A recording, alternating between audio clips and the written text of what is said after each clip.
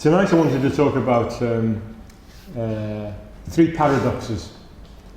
And I've called the paradox of freedom, the paradox of spiritual practice, and the paradox of letting be and being free. So the first paradox, and I think I've talked about all these, but never together. So I've written down this paradox, the paradox of freedom. How do we live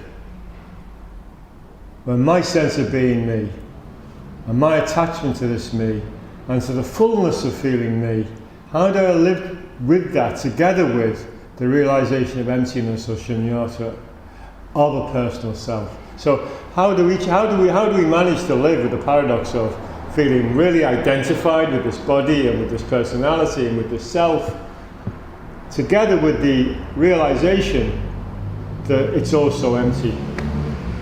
Secondly, how do we live with this small self, this personality that wants meaning? I think most of us are urged toward a meaning. How do we live with the urge for meaning within meaninglessness?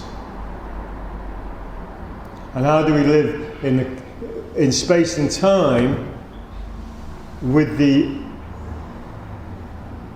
understanding that our essential nature is unborn and undying? Now, these are all paradoxes. So each side of the paradox represents, within the Buddha's realization, I mean, other people would disagree with this. I'm not offering it as an absolute, but each side of the paradox represents half of a reality.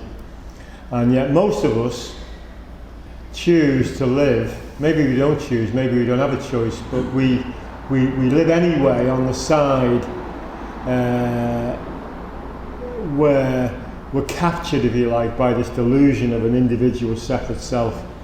And we're entertained by it, and we use the language and concepts of a valid separate self, which isolates us from other selves. That's the kind of side we normally live on. So spiritual practice is about bringing a balance to this paradox of a personal me and the selfishness of a personal me and the unborn, undying, selfless self. So, I mean, what it boils down to is, in a way, how do we live a life that both has a point and is pointless? It's quite scary to the self, I think, to think that life's pointless. And it isn't, but from one perspective, it could be. So, what is the meeting place of these different realities that we use words to talk about, but in fact, there's only one reality? There isn't a absolute, and there isn't a relative. There isn't Buddha nature and small self. There is only this. There's only, and so where there's this synthesis, if you like, of all these things, where does it reside right now?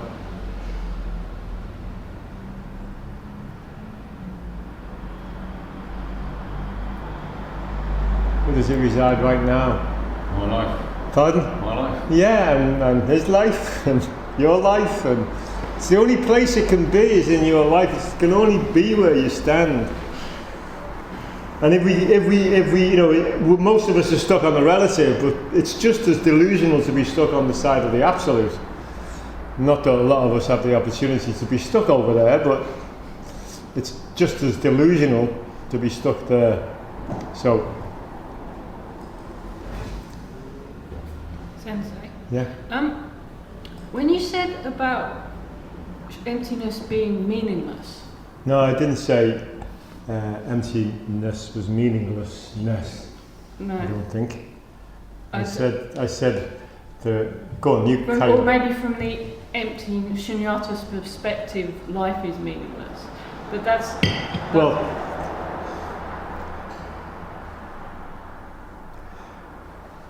from that perspective, everything is equal.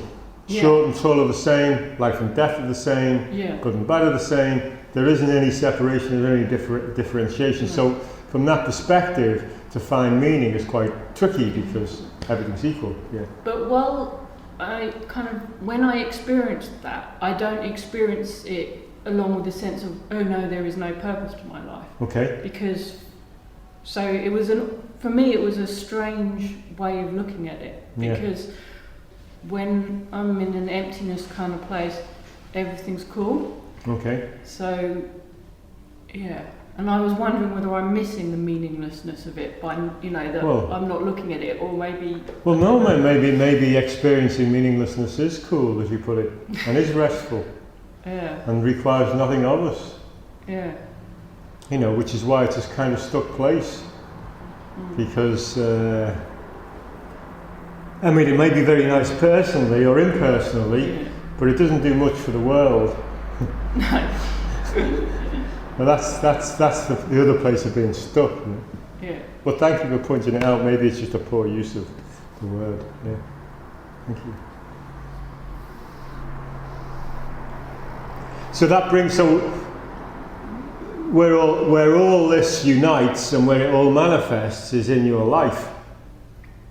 And then, so the paradox is your existence, your life is the manifestation of that paradox. But then,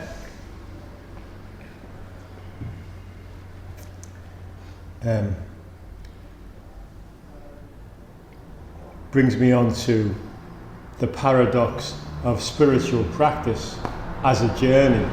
So if your life right now is the manifestation of it, if you like, then why do you need to engage on a spiritual journey?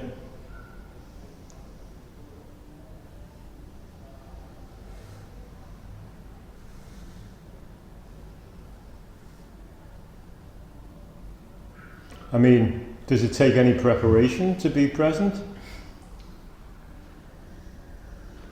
Takes some preparation not to get stuck in past and present, present and future all the time. In past and future all the time. Yeah. It's true. This is the other paradox. From one perspective, there's absolutely no need to be going on a spiritual journey, because it's just a possible another displacement activity from being present.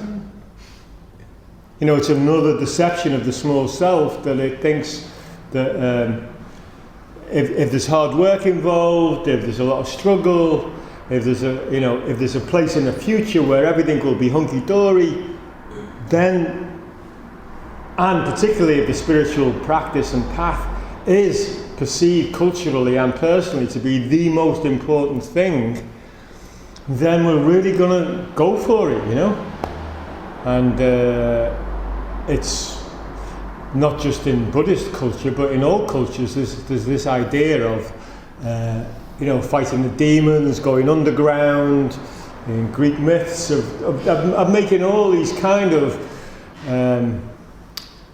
overcoming wonderful and difficult challenges in order to finally discover the real you. I've told a sort of fantastic cartoon, and there was this guy in a rucksack and shorts, and he was in Tibet, and he had a climbing axe, and he was climbing a really high mountain because he knew at the top there was a cave where he'd find his true self. So he's with the axe, he finally gets to the cave, and sitting in there is his true self, and there's him in a business suit with a briefcase.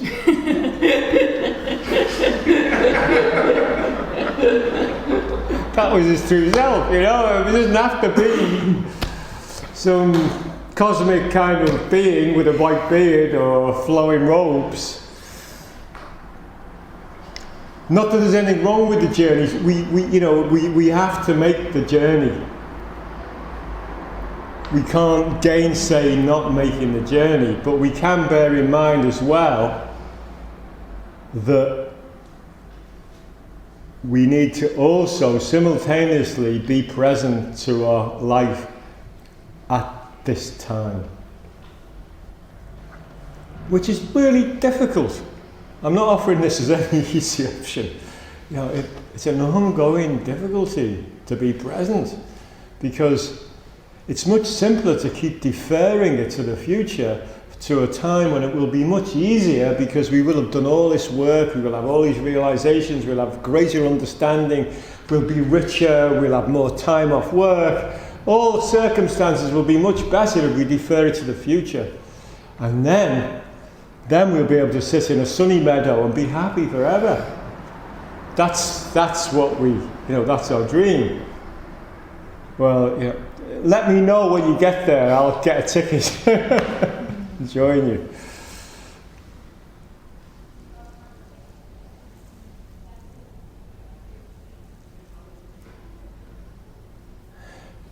So there's this part of you that needs the struggle, that needs the challenge, that needs the journey, and it's completely legitimate and valid, and we all need to do it. There's another part of you, the wise kind of inner Buddha part of you, that knows that actually a quicker route is just to surrender to your life. But it doesn't feel so much fun as one imagines it might be. Okay, so that's the second paradox. The third one is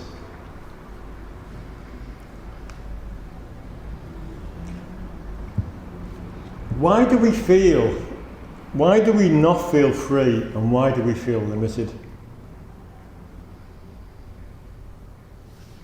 I mean, is it true that, I don't know, is it true that for most of us, a lot of the time, we don't feel really free, and we feel a kind of limitation on ourselves? Sensei, isn't that because we feel our lives got to look like something? Yeah. So we're judging how it is versus how we think it should. Yeah.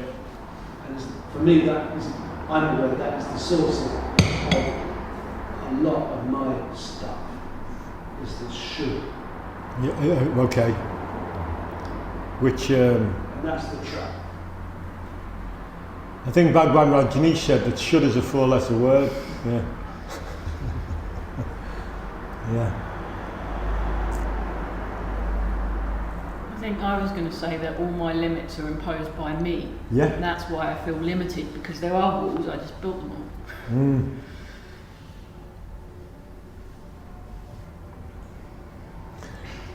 But the paradox is that we have an idea of freedom only because we already feel trapped.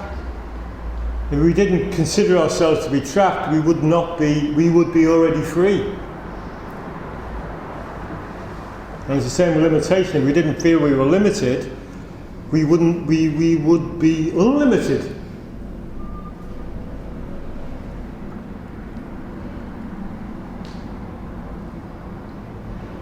The whole Buddhist path starts on the basis of limitation in a way. We're limited by our ignorance causes us suffering, our desires cause us difficulty, our struggle to be recognised and acknowledged and affirmed, all these things cause us, so the Buddhist path offers us a way out of that. So it actually starts with limitation, and it ends with the limitless freedom of the unborn undying. So that even the path manifests our personal journey.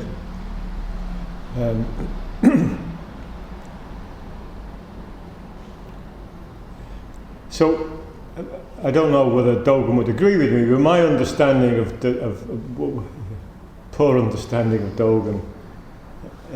Or understanding of poor Dogen, given my understanding of it, is that we actually start from a place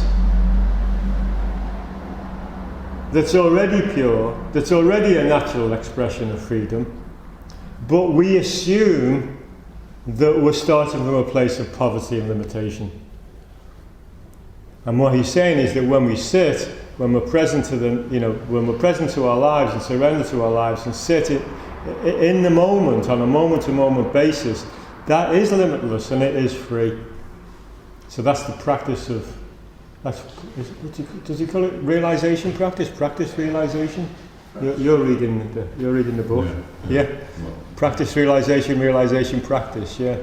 So there's no separation between. So when we sit, we're doing it. You know?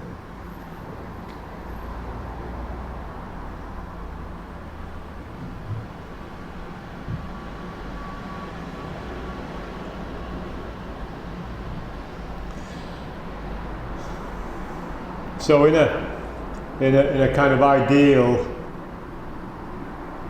absolute sense, we don't seek refuge from our lives, and we don't consider our lives to be limited.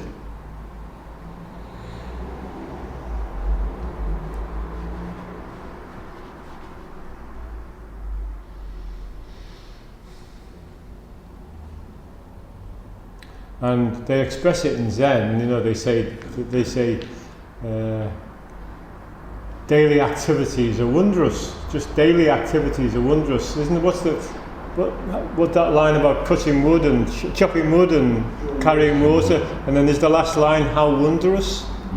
Yeah, how wondrous. How wondrous that you drove here in a car. That would have been wondrous a few centuries ago, wouldn't it? Yeah. How wondrous it is to me that you're listening to me.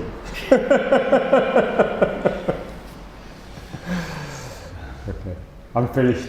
Oh, look at that. Cosmic, 9 o'clock.